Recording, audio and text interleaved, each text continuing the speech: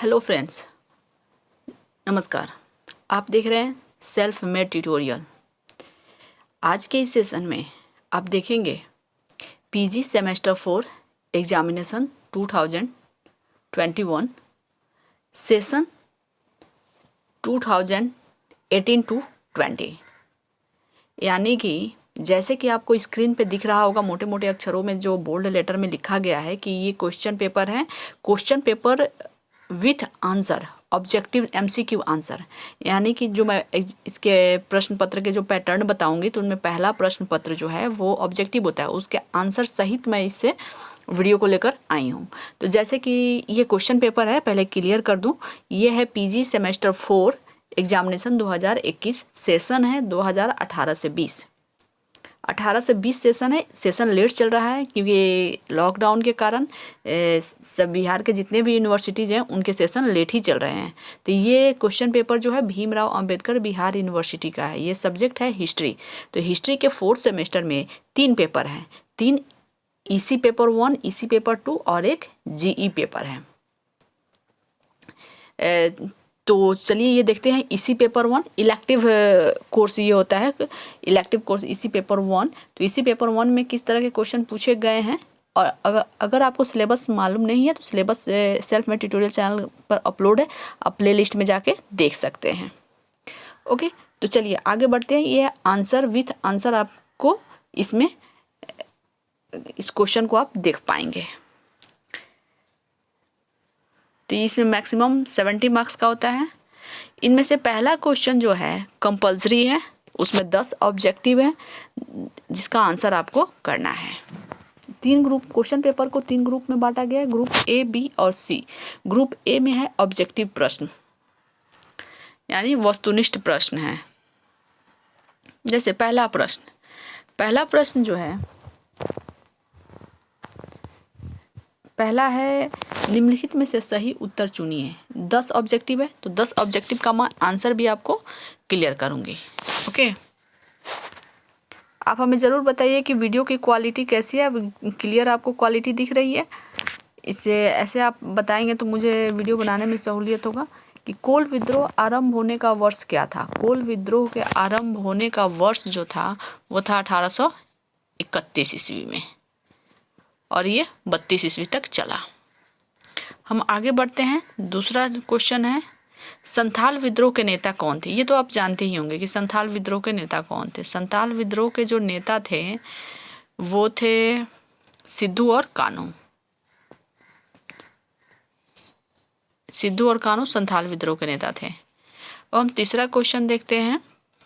निम्नांकित को बहिष्कृत करना विरसा आंदोलन का राजनीतिक लक्ष्य था। विरसा आंदोलन का लक्ष्य क्या था? साहूकार को बहिष्कृत करना, मिशनरी को बहिष्कृत करना, हिंदू जमींदारों को बहिष्कृत करना, उपयुक्त सभी। तो इसका आंसर हो जाएगा उपयुक्त सभी, ये आंसर हो जाएगा। अब हम देखते हैं अखिल भारतीय किसान सभा का गठन कब हुआ था? तो अखिल भारतीय किसान सभा का गठन जो था वो हुआ था 1936 ईस्वी में, लखनऊ महाअधिवेशन में। ठीक है, चलिए क्वेश्चन नंबर ई में है किस स्थान पर नील विद्रोह हुआ था? तो नील विद्रोह होने के लिए तो बिहार में भी हुआ था, बंगाल में भी हुआ था, लेकिन बशर्ते कि ये बिहार की हिस्ट्री पढ़ाई जा रही है इस सेशन में, तो मैं आपको इसमें कहूँगी कि बिहार में ही नील विद्रोह हुआ था। बंगाल में भी हुआ था, ये भी ध्यान रखना है, बिहार में नील विद्रोह हुआ था। क्वेश्चन नंबर एफ जो है ताना भगत आंदोलन कब शुरू हुआ था? ताना भगत आंदोलन जो है वो 1914 ईस्वी में शुरू हुआ था। ध्यान रखिएगा, 1914 ईस्वी में ताना भगत आंदोलन शुरू हुआ था। झारखंड राज्य का गठन कब हुआ था? झारखंड राज्य का गठन जो हुआ था वो हुआ था 15 नवंबर 2000 को। झारखंड राज्य का गठन कब हुआ था? 15 नवंबर 2000 को, यानी 15 नवंबर को बिरसा मुंडा का जन्म हुआ था। तो उन्हीं के जन्म दिवस के अवसर पे झारखंड का बंटवारा हुआ था 15 नवंबर, ध्यान रखिएगा। आगे बढ़ते हैं। क्वेश्चन है H number, Periyar founded, Periyar ने स्थापित किया था, क्या स्थापित किया था? तो सेल्फ रिस्पेक्ट मूवमेंट, आत्मस्वाभिमान आंदोलन को स्थापित किया था पेरियार ने। ओके, तो चलिए हम आगे बढ़ते हैं। क्वेश्चन नंबर आई, नारीवाद आंदोलनों का लक्ष्य क्या है? नारीवाद आंदोलन का मुख्य लक्ष्य अगर माने तो समानता, यानी कि नारी और पुरुष में किसी तरह की भेदभाव ना हो, तो इसी समानता के लिए ये आंदोलन हुआ था। Green revolutionary is concern with, green revolutionary किस चीज़ से कंसर्न करता है? हरित क्रांति किससे संबंधित है?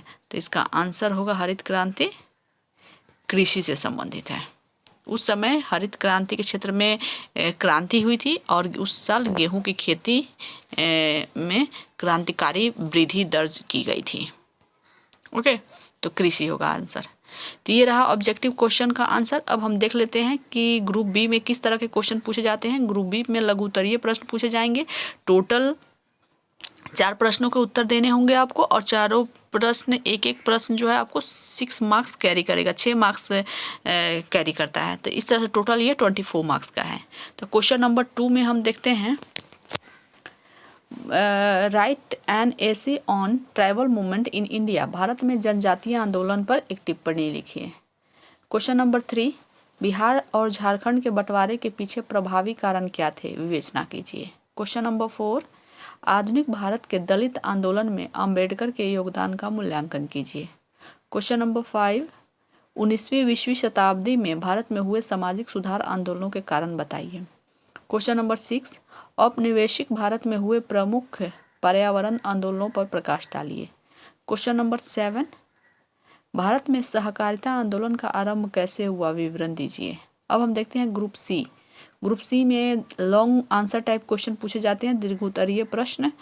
अब इसमें जो है आपको 3 प्रश्नों का उत्तर देना है और एक प्रश्न जो है 12 मार्क्स कैरी करता है, यानी कि ये टोटल 36 मार्क्स का है। तो लॉन्ग क्वेश्चन में जाए, क्वेश्चन नंबर 8 जो है, भारत में जनजातीय आंदोलन की एक विस्तृत प्रस्तावना प्रस्तुत कीजिए। क्वेश्चन नंबर 9, बिरसा मुंडा के प्रतिरोध आंदोलन के कारण एवं परिणामों पर प्रकाश डालिए। क्वेश्चन नंबर 10, भारत में दलित आंदोलनों पर निबंध लिखिए। क्वेश्चन नंबर 11, भारत में हरित क्रांति की उपलब्धियों एवं खामियों की चर्चा कीजिए। ओके, तो इस तरह से ये रहा लॉन्ग क्वेश्चन। लॉन्ग क्वेश्चन में ये तो पूछ रहा है टोटल 8, 9, 10, 11, 12, यानी कि 5 क्वेश्चन दे रहा है, इनमें से 3 क्वेश्चन का आंसर आपको करना है। उसी तरह से शॉर्ट क्वेश्चन भी है, उसमें भी आपको 6 क्वेश्चन दे रहा है, जिनमें से 4 क्वेश्चन का आंसर करना है। और क्वेश्चन नंबर 1 जो है वो कंपलसरी है, ऑब्जेक्टिव है, जिसका आंसर मैंने आपको बता दिया है। तो और उसका आंसर देना अनिवार्य है।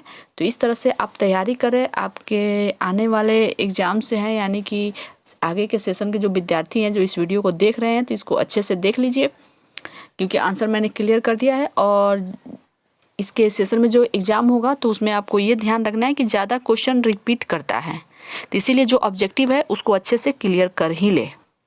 चलिए, तो इस तरह से 3 पेपर जो पीजी 4th सेमेस्टर में पढ़ना है, EC1, EC2 और GE1, तो EC1 का ये वीडियो है। तो आप इस वीडियो को लाइक करिए, शेयर कीजिए और चैनल को सब्सक्राइब नहीं किया तो सब्सक्राइब कर लीजिए। और किसी भी तरह का हिस्ट्री का प्रश्न हो तो आप कमेंट सेक्शन के माध्यम से हमें पूछ सकते हैं। हम पूरी कोशिश करेंगे कि आपके डिमांड पर उस वीडियो को बना के हम अपलोड करें। और नेक्स्ट वीडियो मैं लेकर आऊँगी इसी पेपर 2 इलेक्टिव कोर्स 2 का वीडियो। जस्ट वेट कीजिए और चैनल को देखते रहिए। धन्यवाद।